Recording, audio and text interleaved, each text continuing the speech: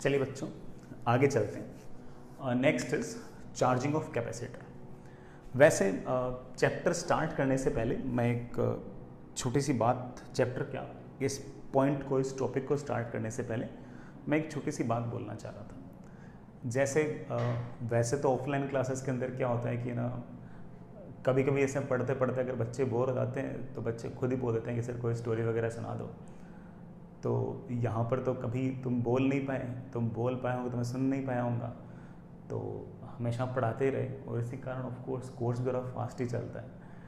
तो मैंने आज सोचा कि यार मैं एक छोटी सी स्टोरी सुनाऊंगा। ये स्टोरी मुझे थोड़ी पसंद है ना। स्टोरी मान लीजिए, या फिर ऐसा कह सकते हैं कि एक मूवी का पार्ट है। मूवी सब बच्चों ने देख रखी होगी। बैटमैन का शायद थर्ड पार्ट था, द डार्क नाइट राइजेस। तो मुझे इसका एक सीन बहुत पसंद था। मैंने बहुत सारे बच्चों को ये वाला सीन काफ़ी बार ऐसे स्टेट किया है, काफ़ी बार सुनाया है, और अलग अलग इस सीन के अलग अलग इंटरप्रिटेशंस हैं। मेरा एक खुद का एक इंडिविजुअल इंटरप्रिटेशन है। So I want to share it with you. मैं तुम्हें बताना चाहता हूँ कि मैं उस सीन को किस तरह से इंटरप्रेट करता हूँ, मैं उस सीन के बारे में क्या सोचता हूँ। सो तुम उसे एक तरह से कहानी मान सकते हो, ठीक। तो जैसे शायद बैटमैन का थर्ड पार्ट सबने देख रखा होगा, ना देख रखा हो तो ऐसा नहीं कि अब देखना जाके, ठीक है, ऐसा नहीं, ठीक है, पढ़ाई करो, है ना। तो उस थर्ड पार्ट के अंदर जो हीरो है, जो बैटमैन है, ब्रूस विलिस शायद नाम होगा, उसको जो विलन है बेन, वो उसे एकदम मारपीट करके प्रिजन के अंदर फेंक देता है। जो प्रिजन होती है वो काफ़ी हद तक ऐसी होती है कि उसमें ऐसे वेल होता है और उस वेल के नीचे ऐसे प्रिजन होती है, ठीक है, ऐसे उसके नीचे ऐसे प्रिजन होती है। नीचे ये प्रिजन है, ऐसे वेल है। तो इसके पीछे कारण भी बेन कहता है कि ना, जो भी प्रिजन के लोग हैं वो बड़े आराम से ना सनलाइट को देख सकते हैं, और अगर सनलाइट को देखते रहते हैं तो उनके मन में एक होप जिंदा रहती है कि यार बाहर दुनिया बिल्कुल वैसे की वैसी है। हम लोग भले ही उस दुनिया से कट गए हों, लेकिन वो दुनिया बिल्कुल वैसे की वैसी है, और वो होप उनको और ज़्यादा पेन देती है। As per Ben, as per villain का ये मानना था कि जो लाइट ऊपर से नीचे आ रही है, ये अंदर रहने वाले जितने भी प्रिजनर्स हैं उनको होप देती है, and this hope is very painful, as per Bane the villain. Movie के अंदर ऑफ कोर्स पहले पार्ट के अंदर बेन जो है, जो विलन है, वो भारी पड़ता है और वो ब्रूस विलिस को, हमारे हीरो को, बैटमैन को हराता है, मारता मतलब ऐसे पीटता है, और ऐसे जान से नहीं मारता, और उसे यहाँ पर इस वेल के अंदर फेंक देता है। ये जो वेल वाली जो लोकेशन है, ये शायद अपने जोधपुर की लोकेशन है, अपने यहाँ जोधपुर की लोकेशन है, ठीक है। एंड जो उसको मार पीट करके उस बेन को अंदर फेंक देता है, और अंदर वो एक टीवी भी लगा देता है। टीवी इसलिए कि ये ना, जो हमारा हीरो है, जो बैटमैन है, वो लगातार देखता रहे कि दुनिया के अंदर क्या चल रहा है, and how the villain, the Ben, is making the chaos. किस तरह से वो जो बेन है वो पूरी दुनिया में केओस मचा रहा है, वो वहाँ पर टीवी के अंदर दिखाता रहता है उसे। अगेन जो बेन था, वो एक्चुअली जो विलन था, वो बैटमैन के दिमाग के साथ खेल रहा था। वो उसे बार बार ये दिखाना चाह रहा था कि यू आर सो हेल्पलेस, तुम कुछ नहीं कर सकते, तुम्हारे बस की बात ही नहीं है, और मैं देखो बाहर कितना दुनिया में तांडव कर रहा हूँ, and of course this sunlight is giving the hope to the hero, that Batman की हाँ बाहर दुनिया है, I should get out and somehow I should confront the villain again. तो इस तरह की कहानी थी। जिस टाइम उस हीरो को, बैटमैन को फेंका गया था, उस टाइम वो बहुत ही इंजर्ड था, उसकी बोन्स वगैरह टूटी होती हैं, उसके मसल्स पे काफ़ी ज़्यादा घाव होते हैं, तो वो काफ़ी पेन में रहता है जिस टाइम गिरा होता है। He is very weak and he is in very much pain, psychological pain as well as physical pen.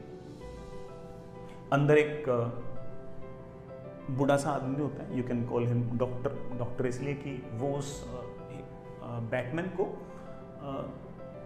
थोड़ा बहुत केयर करता है, उसकी पट्टी वट्टी करना, उसका ठीक है, उसकी केयर करना, ठीक है, उसकी उसे बुखार होती है तो उसका ख्याल रखना वगैरह वगैरह, सारा काम वो बुढ़ा आदमी करता रहता है। धीरे धीरे समय बीतता रहता है, जैसे जैसे दिन गुजरते हैं वैसे वैसे बाकी जितने प्रिजनर्स होते हैं ना, वो तो ये मान के बैठे होते हैं कि हमारा बाहर जाना नामुमकिन है, द रीज़न इज़ कि उन्होंने बहुत सारे लोगों को इस वेल से बाहर निकलने की कोशिश करते हुए देखा होता है और देखा होता है कि वो कोशिश करते करते वेल से गिर जाते हैं और मर जाते हैं। सो जो बाकी प्रिजनर्स होते हैं वो माइंड में ये सेट कर चुके होते हैं कि बाहर जाना इम्पॉसिबल टास्क है और बाहर जाया ही नहीं जा सकता, पॉसिबल ही नहीं है, बाहर निकलना इतना आसान काम थोड़ी है। और उन्होंने बहुत सारे एग्जाम्पल देखे हैं ऐसे, बालक कोई भी इंसान ऊपर जाता रहता है, यहाँ कहीं जाता है, फिर गिर जाता है, गिरते मर जाता है। यहाँ पर कुछ ऐसे स्टेयर्स लगा रखी होती हैं, ऐसे स्टेयर्स लगा रखी होती हैं और उन स्टेयर्स से इससे इस पे कूदे, इससे इस पे कूदे, इस पे ऐसे कूद के लगातार बाहर जाने की कोशिश करते हैं। जो लोग कोशिश करते हैं, वैसे कईयों की डेथ होती है। उन डेथ्स को देखकर बाकी सारे जो प्रिजनर्स हैं वो सोच चुके होते हैं कि बाहर जाना एक इम्पॉसिबल टास्क है। लेकिन बैटमैन को तो पता नहीं था कि इम्पॉसिबल टास्क को, उसको लग रहा था कि बाहर जाया जा सकता है, इन स्टेयर से कूद के शायद मैं बाहर जा सकता हूँ, बिकॉज उसने अभी तक यहाँ पर कोई फेलियर देखा नहीं था। उसने फेलियर इस प्रिजन के अंदर अभी तक कन्फ्रंट नहीं किया था और अभी तक उसको होप थी कि शायद मैं बाहर चला जाऊँगा और बाहर जाकर मैं शायद वापस से बेन के साथ, विलन के साथ एक बार वापस से कन्फ्रंट हो सकता हूँ, ऐसा लग रहा था। फिर क्या करता है कि यहाँ कहीं एक पुल्ली होती है, उस पुल्ली का एक हिस्सा बड़ा ऐसे यहाँ के बांध लेता है और दूसरा हिस्सा बेन खुद के बांध लेता है और फिर ऐसे स्टेयर से स्टेयर पे कूदा, फिर अगले स्टेयर पे, फिर अगले स्टेयर पे, फिर अगले स्टेयर पे, फिर अगले स्टेयर पे, ऐसे कूदते ऊपर आता है। फिर एक जो आखिरी स्टेयर होती है ना, उसमें हाइट का डिफरेंस बहुत ज़्यादा होता है। एक स्टेयर यहाँ होती है, एक बहुत दूर होती है, बहुत दूर होती है। तो जैसे वो इस स्टेयर से इस स्टेयर पर जंप मारता है, वैसे स्टेयर पर पहुंच नहीं पाता और धड़ाम से नीचे गिरता है। लेकिन उसने रस्सी बांध रखी थी, इसलिए जैसे वो नीचे गिरता है वैसे वो रस्सी टाइट हो जाती है, रस्सी टाइट होते हुए बच जाता है। मतलब अदरवाइज इतनी हाइट से अगर गिरेगा तो ऑफकोर्स बैटमैन तो मर जाएगा। बैटमैन अगर वैसे देखे तो एक नॉर्मल इंसान ही तो है, ठीक है, तो वो जैसे गिरेगा वो मर जाएगा। लेकिन उसने रस्सी बांध रखी थी इस पुल्ली के साथ, तो यहाँ से जब वो इस स्टेप से इस लास्ट स्टेप जब कूदता है, तो इस लास्ट स्टेप पर कूदते वक्त अगर वो मान लो कि इस स्टेप पर नहीं भी पहुंच पाया तो वो धड़ाम से नीचे गिरता है और जब धड़ाम से नीचे गिर रहा होता है, जब नीचे पहुंचता है तब अगेन रस्सी टाइट हो जाती है, रस्सी एक इम्पल्सिव फोर्स लगाती है ऊपर की तरफ और वो जस्ट जमीन पर गिरने से बच जाता है। अगेन उसे लगता है कि यार मेरा जंप एनफ नहीं था। फिर वो अगेन एक्सरसाइज करता है, पुशअप्स करता है, फिर खाना खाता है, फिर बॉडी की स्ट्रेंथ गेन करता है और फिर अगले दिन फिर से ट्राई करता है। फिर से यूँ कूदते उस स्टेयर्स पे जस्ट पहुंचने से पहले वापस से गिरता है। गिरते अपने उसने वेस्ट पर ऐसे लगातार ऐसे रस्सियां बांध रखी थी, तो जैसे बिल्कुल ज़मीन से टच होने वाला था रस्सी टाइट हो जाती है, रस्सी के टाइट होते वापस से वो बच जाता है, मतलब मरने से बच जाता है, बाहर तो निकल नहीं पाता। तो ये रोज होता गया और रोज वो अपनी बॉडी स्ट्रेंथ को लगातार गेन करने की कोशिश करता गया। अब बॉडी स्ट्रेंथ वो लगातार गेन करने की कोशिश किए जा रहा है। बॉडी स्ट्रेंथ ऑफ कोर्स पहले उसकी इंजरीज थी, वो लगातार इंजरीज ठीक हुई, उस डॉक्टर ने थोड़ी बहुत इंजरीज उसकी ठीक भी की और वो लगातार अपनी स्ट्रेंथ को गेन करते उसे लगता है कि मैं शायद ये जो सबसे लास्ट वाली जो सीढ़ी है जिसकी हाइट सबसे ज़्यादा है, शायद मैं कभी न कभी इसको कवर कर लूँगा और वो बाहर निकल जाऊँगा। लेकिन जैसे मैंने आपको कहा कि ये लास्ट वाली सीढ़ी की, इस लास्ट वाले स्टेयर की हाइट बहुत ज़्यादा थी और वो रोज़ इतनी प्रैक्टिस करने के बाद, रोज़ इतने पुशअप्स मारने के बाद, रोज़ इतनी बॉडी स्ट्रेंथ को रिकवर करने के बाद और बॉडी स्ट्रेंथ को लगातार बढ़ाने के बावजूद इस जंप को वो कभी कर ही नहीं पाता और यहाँ से अगेन वो फ्री फॉल करता है। रस्सी टाइट होती है, जस्ट ज़मीन से गिरने से पहले वो रस्सी बिल्कुल टाइट हो गई और जैसे वो रस्सी टाइट हो गई वैसे वो बच गया और अगले दिन फिर से वो स्टार्ट करता है, फिर से करता है। ये उसका एक डेली रूटीन सा बन गया जो रोज ही ट्राई करता और रोज फेल होता। उसको फेल होते देखकर जो बूढ़ा आदमी था जो उसकी केयर करता था, उसने कहा कि ब्रूस, मतलब बैटमैन को कहा कि यार ना, बहुत साल पहले एक बच्चा यहां से यहां कूद गया था। वो उसे बताता है कि बहुत साल पहले एक छोटा बच्चा यहां से यहां कूद गया था। तेरे से नहीं कूदा जा रहा, वो अलग बात है, लेकिन एक बच्चा यहां से यहां कूद गया था। तो ब्रूस कहता है कि यार मैं नहीं कूद पा रहा, आई एम द बैटमैन, मैं बैटमैन नहीं कूद पा रहा, छोटा सा बच्चा जो मेरे से बॉडी स्ट्रेंथ कम रखता हो वो कैसे कूद सकता है। मैं ही नहीं कूद पा रहा, मैं बैटमैन नहीं कूद पा रहा, मैं इतना स्ट्रॉन्ग हूँ, रोज़ मैं अपनी बॉडी स्ट्रेंथ को लगातार बढ़ाने की कोशिश करता हूँ, उसके बावजूद अगर मैं नहीं कूद पा रहा तो छोटा बच्चा यहाँ से कैसे कूद गया? इम्पॉसिबल है, झूठ बोल रहे हो। तो बूढ़ा आदमी उसको जवाब देता है कि वो छोटा बच्चा यहाँ से यहाँ इसलिए कूद गया था because he was not wearing the ropes. उसने रोप नहीं पहन रखी, उसने रोप नहीं पहन रखी थी, इसलिए वो बच्चा यहां से यहाँ कूद गया। Now let that sink in. सोचो इस बात को, बच्चे ने रोप नहीं पहन रखी थी और इस सीढ़ी से इस सीढ़ी पर कूद गया, और बैटमैन ने, ब्रूस ने रोप पहन रखी थी और वो यहां से यहां नहीं कूद पाया, बल्कि उसका जंप कम था और गिर गया। What can be the reason behind this? जो बच्चा था उसने रोप नहीं पहन रखी थी, तो उसके पास सिर्फ दो ही ऑप्शन थे कि या तो मर जाऊंगा क्योंकि रोप तो पहन नहीं रखी, इतनी हाइट से गिरूंगा तो ऑफकोर्स मर ही जाऊंगा, या कूद जाऊंगा। ये जो लाइफ चॉइसेस है ना, कि या तो मर जाऊंगा या कर जाऊंगा, ये लाइफ चॉइसेस है ना, ये हमें एक एक्स्ट्रा स्ट्रेंथ देते हैं। भाई बॉडी की स्ट्रेंथ तो एक लिमिट तक ही जा सकती है, ये जो आपको एक्स्ट्रा पुश चाहिए ना, यहाँ से यहाँ तक कूदने का ये जो एक्स्ट्रा पुश चाहिए, ये बैटमैन की बॉडी से नहीं आएगा। बैटमैन की बॉडी स्ट्रेंथ से जितनी स्ट्रेंथ आनी थी वो आ गई, अब ये स्ट्रेंथ आएगी उसकी मेंटल एबिलिटी से, उसके साइकोलॉजिकल स्ट्रेंथ से, उसके अपने आप पर विश्वास से, या फिर सही कहें तो इस केस में डर से, कि अगर मैं गिर गया तो क्या होगा, मर जाऊंगा। मरने से बचने के लिए मुझे थोड़ा सा पुश और ज्यादा लगाना पड़ेगा। तो बैटमैन को बात समझ में आ गई, ब्रूस को बात समझ में आ गई कि अगर मुझे यहां से यहां अगर जंप करना है तो मुझे एक एक्स्ट्रा एफर्ट चाहिए, और ये extra effort of course body strength से ना आकर मेरी एक साइकोलॉजिकल स्ट्रेंथ से आएगा, मेरी मेंटल स्ट्रेंथ से आएगा, और शायद मेरे डर से भी आएगा कि अगर ये जंप नहीं हुआ तो मर जाऊंगा, अगर ये जंप नहीं हुआ तो मर ही जाऊंगा, और अगर ये जंप नहीं हुआ तो मर ही जाऊंगा, तो ये वाला जंप तो शानदार होना चाहिए, तगड़ा होना चाहिए। और ये जो फीलिंग है, ये फीलिंग उसे वो एक्स्ट्रा फ्यू इंचेस दे देगी। एंड अगेन वो ब्रूस जो है वो उस बूढ़े आदमी की बात मानता है और रस्सी छोड़कर सीढ़ी से सीढ़ी, सीढ़ी से सीढ़ी, सीढ़ी से सीढ़ी, यूं चलते चलते यहाँ तक कूदता है। लास्ट वाली सीढ़ी ही सबसे मुश्किल थी क्योंकि उसकी हाइट सबसे ज़्यादा थी। इस बार वो जंप मार रहा है। अब जब वो जंप मारता है, now he have only two options, either to get free or to get die. उसके पास सिर्फ दो ऑप्शन थे कि या तो मर जाएगा या फ्री हो जाएगा, या तो उसे सब कुछ मिल जाएगा जो वो कुछ सोच रहा है, जो इसने इतने दिनों से सोच रखा था कि मैं उस विलन की ऐसे कर दूंगा, ये कर दूंगा, वो कर दूंगा, वगैरह वगैरह, या तो उसने जो कुछ सोच रखा था सब मिल जाएगा, या वो निपट जाएगा, या वो निपट जाएगा। दो ऑप्शन थे। And again this kind of situations provide you extra impulse, and that impulse can give you the extra few inches, और वो बड़े आराम से इस सीढ़ी पर जंप करता है और बाहर निकल जाता है।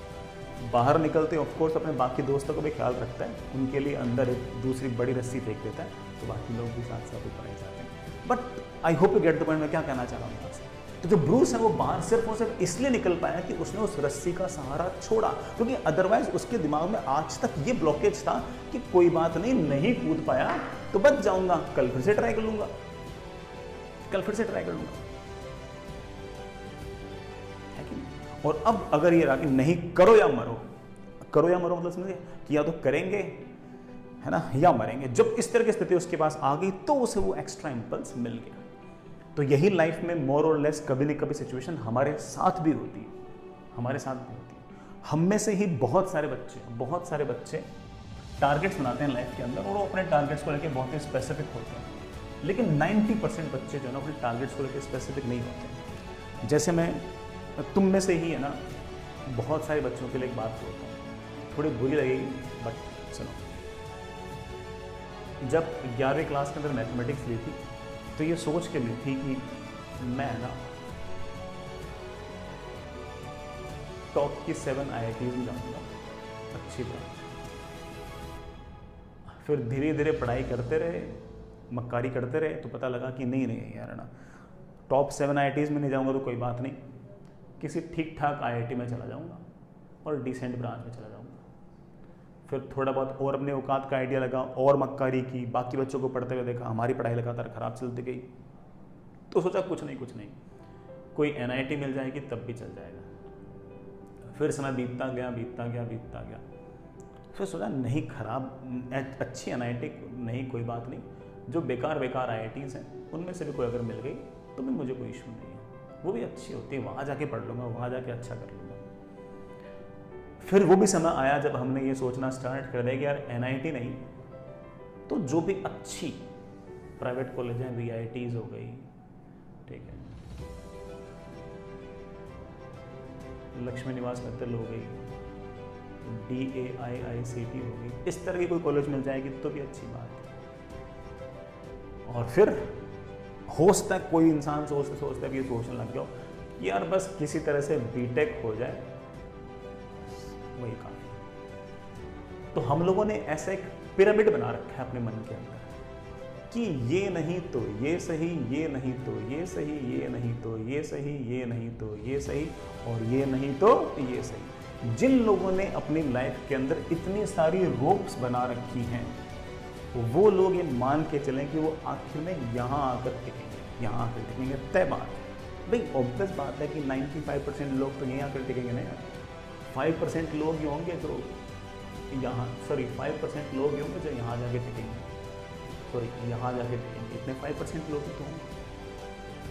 आपने मन में अगर इस तरह का एक पिरामिड बना रखा है कि यार ये नहीं तो ये सही, ये नहीं तो ये सही, ये नहीं तो ये सही, अगर इस तरह का पिरामिड बना रखा है तो मान के चलना कि हमने अपने दिमाग के अंदर इस तरह की एक धारणा बना रखी है, तो हम पक्की बात है कि हम ऊपर नहीं बल्कि सबसे नीचे वाले पायदान पर आकर टिकेंगे। तो पहले तो दिमाग में से अगर आपको सीरियसली कुछ करना है तो इस तरह की मेंटलिटी से बाहर निकलें, ये सोचें कि यार मुझे तो सिर्फ और सिर्फ यही चाहिए, ऊपर कर चाहिए, नीचे वाले। जब इस तरह की बातें हम हमारे मन में सोचना स्टार्ट करेंगे तो ऑफकोर्स हम अपने बारे में भी, अपने से उम्मीदें भी बढ़ेंगी, अपने से उम्मीदें बढ़ेंगी तो ऑफकोर्स अपने से मेहनत बढ़ेगी। और जब मैं इस तरह की भावना रखूंगा ना कि या तो पढ़ूंगा या फिर खेती कर लूँगा, या तो पढ़ूंगा IIT जाऊंगा, वरना तो मैं खेती कर लूँगा, या तो पढ़ूंगा या तो फिर पापा की दुकान में बैठ जाऊंगा। जब भी इस तरह की फीलिंग आ जाएगी तो उस केस में हम सोचें यार खेती से अच्छा पढ़ ही लूँ, पापा की दुकान में बैठने से अच्छा पढ़ ही लूँ, तो उस केस में हमें वो एक्स्ट्रा इम्पल्स मिलेगा, उस केस में हमें वो एक्स्ट्रा पुश मिलेगा, उस केस में हमें वो एक्स्ट्रा एक पावर मिलेगी। और वो extra power is of course necessary to increase our aptitude, our IQ, even our efficiency. So I hope you get the point what I want to say. सो तुम में से अगर किसी बच्चे ने अगर इस तरह का एक मेंटल ब्लॉकेज हो उसके दिमाग में, तो ज़रूर इस बात को फिर से सोचें कि हमें आगे बढ़ने के लिए हमारे थोड़े से जो टारगेट्स हैं वो बहुत ही क्लियर होने चाहिए, और हमें सोचना चाहिए कि या तो ये या कुछ नहीं। इस तरह की मेंटलिटी होनी चाहिए। हाँ, जब जिसे मिल जाए उसके बाद कुछ भी सोच सकते हो, अरे यार इसके बाद IIT मिल गई तो अच्छी बात है, अगर IIT नहीं मिली और NIT मिल गई तो थोड़ी कि NIT छोड़ के बोलेंगे नहीं, उस दिन मैंने बात की थी सर से कि NIT तो छोड़ देंगे, खेती करेंगे। अरे जिस दिन NIT मिल जाएगी उस दिन NIT भी ले लेंगे, लेकिन आज थोड़ी सोच के चलेंगे ये वाली बात कि अच्छा NIT मिल गई तो NIT ले लेंगे, IIT मिले तो IIT ले लेंगे, है ना, लवली प्रोफेशनल यूनिवर्सिटी मिलेगी तो लवली प्रोफेशनल यूनिवर्सिटी ले लेंगे। ये थोड़ी सोचते हैं, सोचेंगे तो एक यार लेंगे तो सिर्फ और सिर्फ IIT लेंगे और कुछ नहीं लेंगे। ठीक है, तो ये मुझे ऐसी छोटी सी बात बोलनी थी। आई होप मैंने बोर नहीं किया होगा। ठीक, चलिए बच्चों आगे चलते हैं।